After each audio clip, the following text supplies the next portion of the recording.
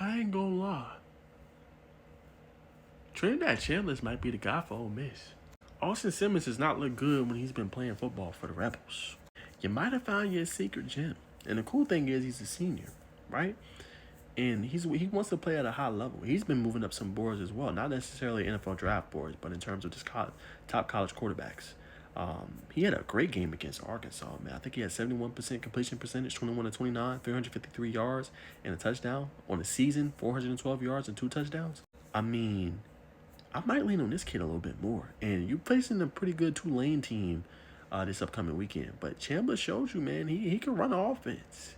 He can sling that ball. He can set up his teammates, man, and he can kind of play that point guard role. I think an underrated part of his game is the dual threat ability, too.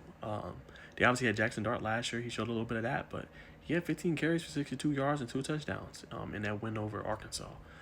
So if you Ole Miss, a team that's been trying to, fight that relevancy, case. When I say relevancy, I'm talking about making a college football playoff. A team that's been trying to knock on that door. You might have found you something secretly.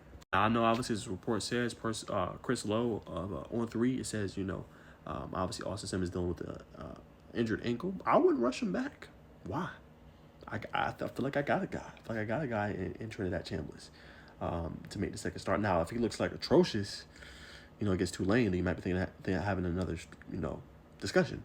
But being that he played that well against Arkansas and Taylor Green and company, a team that's supposed to take the next step forward for the Hogs, this might be my guy moving forward in the future. You know what I'm saying? I like the way he played. Let's see how he does week 2. And if he lights it up against Tulane, and I know it's a group of 5, and I know they ain't SEC, but he did it against SEC last week, you might have to strongly consider, hey, he might be the starter moving forward. I know Simmons was supposed to be the guy, but if this guy's playing high-level football, why play with it? And again, if you're the Rebels, you don't have no time to play around. Look what you got coming up on the schedule. You got LSU. That game is next week, a must-see game, must-see TV. Then you got to play UGA, Georgia, at Georgia.